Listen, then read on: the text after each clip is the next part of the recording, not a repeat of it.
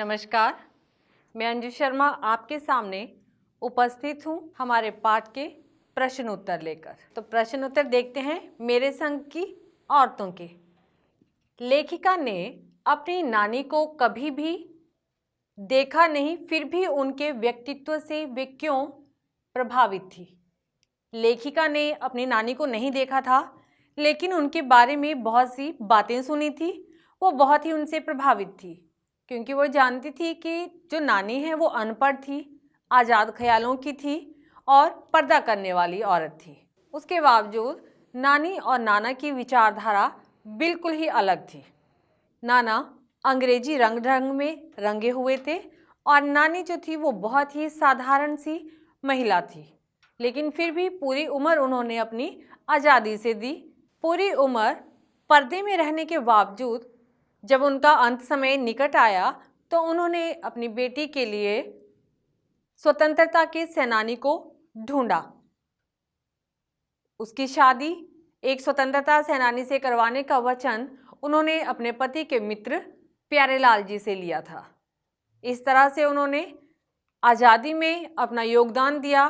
देश के प्रति उनकी भावना का पता चलता है कि उनके मन में देश की आज़ादी को लेकर कितना जुनून था। अगला प्रश्न, लेखिका की नानी की आज़ादी के आंदोलन में किस प्रकार की भागीदारी रही? प्रत्यक्ष रूप में तो नानी की कोई भागीदारी नहीं थी, लेकिन परोक्ष रूप से उनके अंदर जो एक देश को आज़ाद करवाने का जुनून था वो उनके मन के अंदर बहुत था। वो अपना पूरा काम बहुत ही साधारण तरीके से, गांधीवादी तरीके से किया करती थी। उन्होंने अपनी बेटी की शादी भी एक स्वतंत्रता सेनानी से करवाने का अपने पति से और उनके मित्र प्यारेलाल से वचन लिया। लेखिका की मां परंपरा का निर्वाह करते हुए सभी के दिलों पर राज करती थी। इस कथन के आलोक में, यानी इसके आलोक में, इसके बारे में लेखिका की मां के व्यक्तित्व की विशेषताएं बताइए। उनके क्या क्या विशेषताएं थी लेखिका की मां की? लेखिका की मां बहुत ही सुंदर, निडर, साहसी महिला थी। किसी की गोपनीय बात को किसी दूसरे को नहीं बताती थी। सबसे बहुत प्रेम करती थी, कभी झूठ नहीं बोलती थी।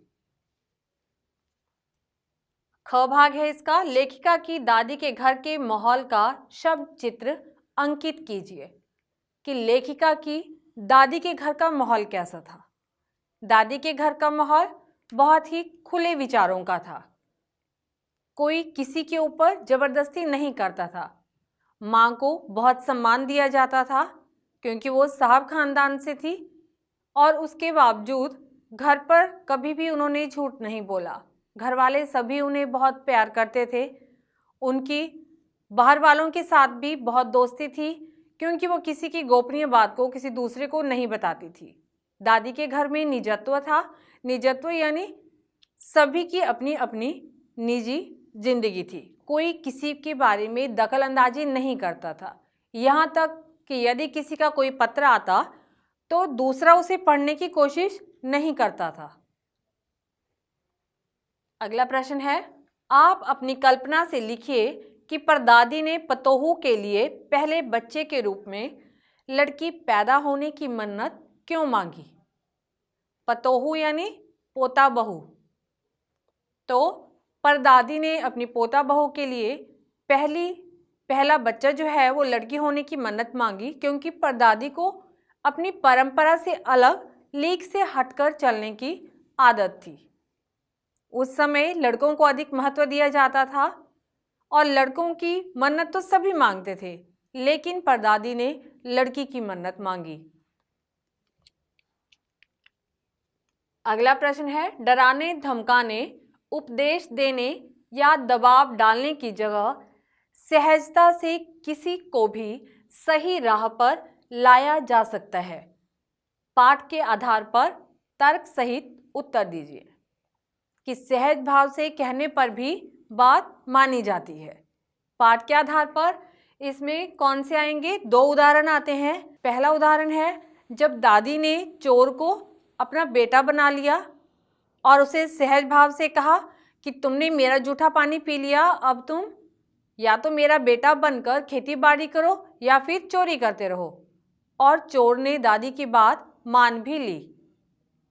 उसने चोरी करना छोड़कर खेती बाड़ी करना मंजूर कर लिया।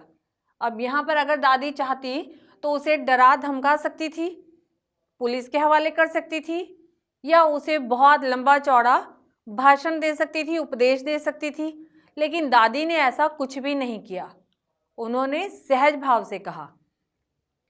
दूसरा इसका उदाहरण होगा कि जब रेणु, लेखिका की बहन रेणु ने बीए करने से मना कर दिया, सभी ने उसे बहुत से तर्क दिए लेकिन वो नहीं मानी। बाद में पिताजी ने सहज भाव से जब उसे कहा कि तुम बीए करो क्योंकि मैं तुम्हें ऐसा करने के लिए कह रहा हूं, तो रेणु सहज ही मान गई।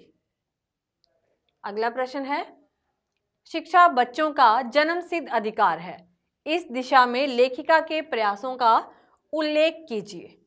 शिक्षा बच्चों का जन्मसिद्ध अधिकार है, सभी बच्चों को यह अधिकार मिलना चाहिए। इसमें लेखिका ने प्रयास किया था जब वो अपने बच्चों के साथ शादी के बाद उधर बागलकोट में गई तो वहाँ पर कोई भी स्कूल नहीं था। उन्होंने वहाँ के कैथोलिक बिशप से प्रार्थना की, उनसे उन्होंने कहा कि स्कूल खोला जाए, लेकिन वो मानने के लिए तैयार नहीं थे। वहाँ पर क्रिश्चियन की संख्या कम थी, इसीलिए उन्होंने वहाँ स्कूल खोलने से इनकार कर दिया। लेकिन लेखिका को बच्चों के लिए कुछ करना था। उसने अपने जैसे कुछ और लोगों को साथ में लिया और काफ़ी प्रयास करने के बाद वो एक स्कूल खोलने में सक्षम हुई। बाद में उस स्कूल को उन्होंने कर्नाटक सरकार से उस स्कूल को मान्यता भी दिलवाई। अगला प्रश्न, पाठ के आधार पर लिखिए कि जीवन में कैसे इंसानों को अधिक श्रद्धा भाव से देखा जाता है। कैसे इंसानों को देखा जाता है श्रद्धा भाव से? पाठ के आधार पर हम बताते हैं। पहला तो लेखिका की नानी को, साधारण स्त्री होते हुए भी, पर्दानशी होते हुए भी उनके मन में देश प्रेम था, देश के लिए कुछ कर गुजरने की चाह थी। दूसरा बात आती है लेखिका की माँ की। उन्होंने अपने घर में कभी झूठ नहीं बोला, कभी वो किसी भी परिस्थिति से नहीं घबराई, क्योंकि उनके घर में खादी की धोती, खादी के कपड़े पहने जाते थे। हालांकि माँ को पहनने नहीं आते थे, उन्हें वो धोती बहुत भारी भरकम लगती थी जिससे कि उनकी कमर लचक जाए, लेकिन फिर भी उन्होंने कोशिश की और अपनी कोशिशों से उन्होंने कभी भी घर वालों को निराश नहीं किया, कभी नहीं जताया कि वो साहब खानदान से हैं। उसके बाद बात आती है लेखिका की परदादी की। परदादी उस समय अपनी पोता बहू के लिए लड़की होने की मन्नत मांगती हैं। वो उस समय भी एक लीक से हटकर कार्य करती है, तो उनके लिए भी श्रद्धा का भाव उठता है।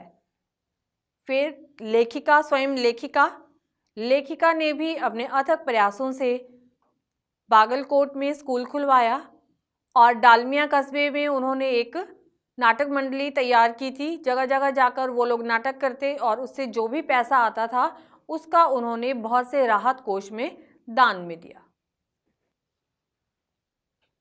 तो ऐसे लोग जो निडर होते हैं, सच बोलते हैं, कभी झूठ नहीं बोलते, स्पष्टवादी होते हैं, उन लोगों को अधिक श्रद्धा भाव से देखा जाता है। अगला प्रश्न, सच अकेलेपन का मजा ही कुछ और है। इस कथन के आधार पर लेखिका की बहन और लेखिका के व्यक्तित्व के बारे में अपने विचार व्यक्त कीजिए। अकेलेपन का मजा ही कुछ और है। इसके बारे में पहले हम देखते हैं लेखिका की बहन रेणु के बारे में। यहाँ जिक्र किया गया कि वो भीड़ में रहते हुए भी ये दोनों सबसे अलग थी। लीक से हटकर ये लोग कार्य करती थी, भीड़ को लेकर नहीं।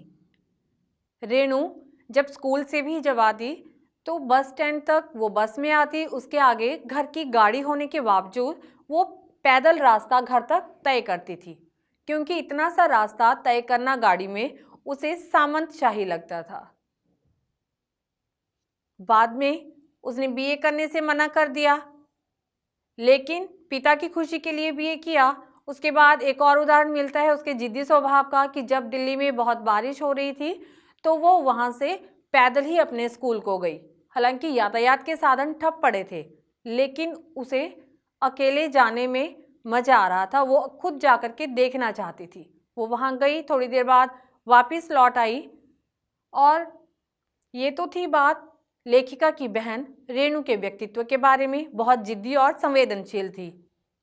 अब बात करते हैं लेखिका की। लेखिका ने भी अकेले चलकर अपने बहुत से प्रयासों से, अथक प्रयासों से पागलकोट में स्कूल खुलवाया। और उसी तरह से जब वो डालमिया कस्बे में थी बिहार के, तो वहाँ पर उन्होंने एक नाटक मंडली तैयार की अपने जैसे विचार वाले लोगों को लेकर के। और उस मंडली से जितना भी, उन नाटकों से जितनी भी आमदनी होती, उसमें से कुछ हिस्सा वो बहुत से राहत कोष में दान दे देती थी। तो इस तरह से लेखिका और उसकी बहन ने अकेले चलकर भी बहुत कुछ हासिल किया।